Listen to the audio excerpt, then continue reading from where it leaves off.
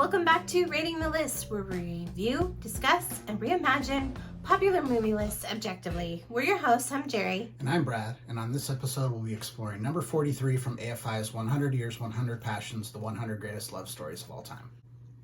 Number 43 is A Star is Born, released in 1954, directed by George Cukor, starring Judy Garland and James Mason. The synopsis for this movie musical is as follows. Esther Blodgett, played by Judy Garland, is an aspiring singer with a band, and Norman Maine, played by James Mason, is a matinee idol whose career is declining. He arrives intoxicated at the Shrine Auditorium and forces himself onto the stage where Esther is performing with an orchestra. She takes him by the hand and pretends he is part of the act, turning a potential embarrassment into an opportunity for the crowd to cheer Norman. Realizing she saved him from public humiliation, Norman invites Esther to dinner and later watches her perform in an after-hours club. He recognizes her immense talent and urges her to follow her dreams. He's convinced she can break into movies and offers her a screen test, promising to call her the next day. Esther informs her bandmate Danny she's quitting to pursue a movie career. Norman is called away in the morning and falls ill during filming and is unable to contact her as promised. He attempts to get a message to her but can't recall her address. When she doesn't hear from him, she suspects he was insincere. Believing she can make it on her own, she takes jobs as a car hop and TV commercial singer to make ends meet. Norman continues to try to find her, eventually hearing her on a commercial. He gets studio head Oliver Niles to cast her in a small role. Niles believes she is a passing fancy and does it to appease his star, but once he hears her, he is impressed. Now billed as Vicky Lester, Esther's career skyrockets. Her relationship with Norman flourishes and they marry. Norman's drinking begins to catch up with him and he finds himself unemployed. He can't find work and spirals deeper into his alcoholism, eventually embarrassing his wife on stage as she accepts her Academy Award. Vicky continues working while Norman is at a sanitarium. She asks Niles to visit him and see if he can find work for him. Norman's pride causes him to turn down a supporting part in an upcoming role. After his release, he gets into a fight at a racetrack that causes him to go on a days-long bender. Vicky bails him out and brings him home. Norman overhears her talking to Niles about things and that she's going to give up her career to take care of him.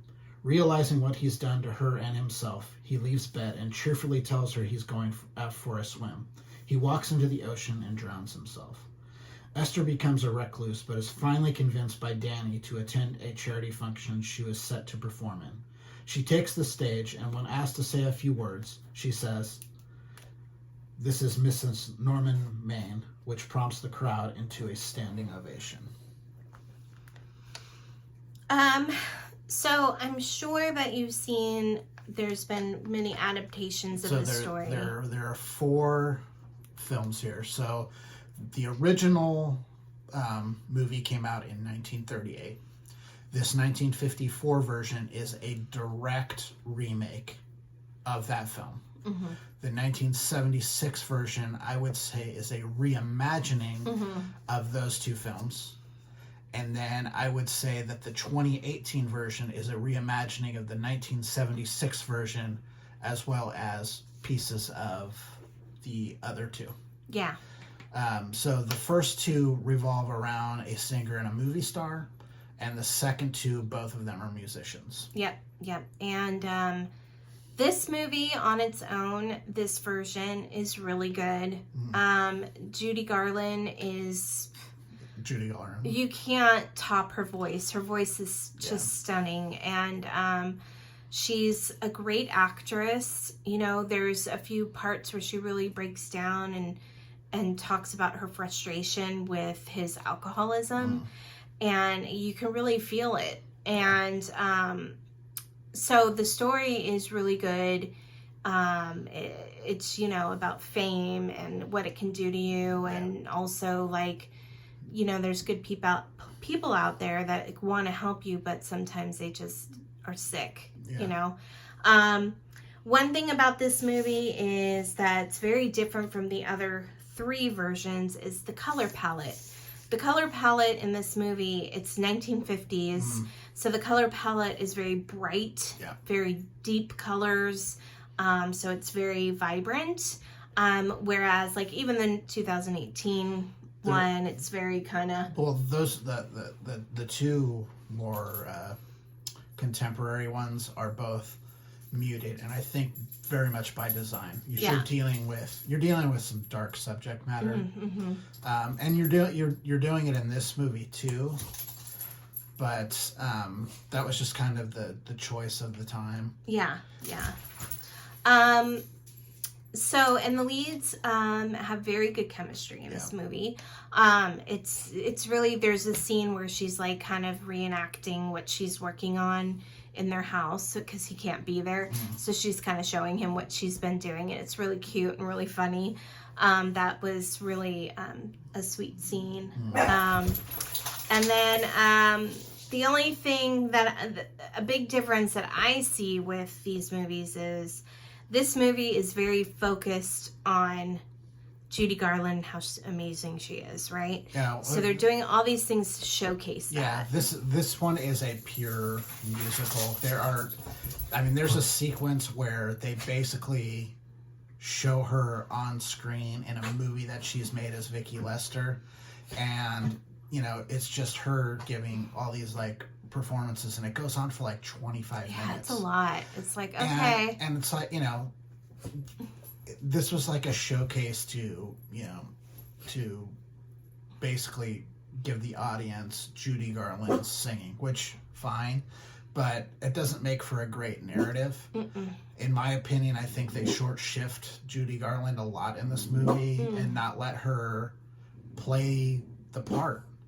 Obviously it's a movie about a singer, so there's going to be singing in it. But, when you look at, the 1976 version and the 2018 version, we're talking about two equally iconic singers. You've got Barbra Streisand in 1976 and Lady Gaga in 2018. They can hold their own against anyone. They are incredible, incredible performers. And in those movies, they don't take away from the narrative to just put them in scenes where they're singing. Right. And that does happen, unfortunately, in this movie. Another thing that I noticed is, and this was just a comparison, where the male character is very likable. Even though he's got this problem, he's got an alcohol problem, he's still a likable person. Same with 2018 with Bradley Cooper. His character, he was still very likable. In the 1976 version, Chris Christopherson plays a really different... He's just a jerk. Yeah. But and also, it just doesn't work. Her character is kind of... Yeah, she's not super... They play it, like, both of them with a little bit more of an edge in that movie than in this one, or in the 2018 one as well. Yeah, but for some reason it just doesn't work. It doesn't. It does. They have okay chemistry, but it's not great. Yeah. Like the chemistry with Garland and Mason is fantastic. The chemistry with Lady Gaga and Bradley Cooper is off the charts. Off the charts. But this movie on its own is very good. It's very well done. Interesting story. Yeah. And it is. All four of these movies, the story is essentially the same. It's the story of an up-and-coming female talent who is recognized by an older male talent who is on the downside, who comes to the end of his career, basically. Who's basically coming to the end of their career, but they see something in this person that gives them a kind of a new lease on life a little bit, and they're drawn to them and they want to see them succeed. So that story doesn't change in any of these movies. They're all played a little bit differently. The names change slightly in all of them, but not much though. Like the first three are all named Esther, and then you go to Allie, which is like, okay, that's weird. Yeah. And then Bradley Cooper's character is Jack Maine instead of John Norman Maine in this one. In the 70s version, she calls him John Norman all the time. Right, that's his name. His name's John Norman. Yeah. So yeah. But I mean, it's a good movie. The songs, a lot of the songs are really good, kind of showcasing what's going on in their lives, and it was really sad at the end. It's always sad. It's always sad, but the way he kind of like does it is really sad. Yeah. Like it just kind of walks off into the ocean. Yeah. Sad. My ranking of the 4 as individual films didn't change. We watched the 1954 yesterday because neither of us had seen it in a while, and she had never seen the 1976, so we also watched that one. Yeah. My ranking is still, and I wanted to watch them again because I didn't want recency bias because of how much I like the most recent one. My ranking hasn't changed though. I think that one's the best one. I think it takes the best parts of the 3 preceding movies and really adds to them. And it's, as a narrative feature, it works way better than any of the other 3. It's my favorite. This one, the 1954, I think ranks number 2. I think the 1976 ranks number 3, and the original is the weakest of all of them. Okay. Really good movie. Definitely worth a watch. If you do watch it and you haven't seen it in a really long time, just recognize that they have restored this movie. So there were 27 minutes that were cut out of it for the theatrical release that have been restored, but unfortunately nearly all of that footage has been lost. So like they often do with silent movies, they insert images. And you have all the audio still, but you're essentially watching still images for about 20 minutes. The movie itself runs like 2 hours and 40 minutes in its entirety. Yeah. It's just one of those things. Studios have never been real good about film preservation, unfortunately. So all that footage got lost to time. But how come we got away from intermission? Because most movies don't last that long, and intermission causes fewer screenings. It's all about turn.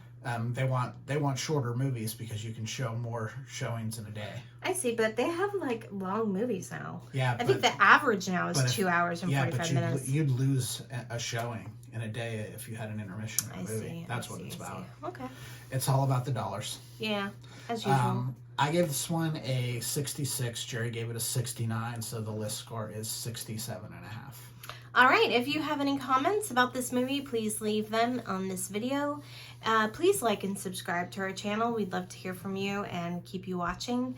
If you'd like to email us, please email us at ratingthelist@gmail.com. But I think that's it for now. I'm Jerry. I'm Brad. And we'll see you next time on Rating the List. Have a good night. Bye. Bye.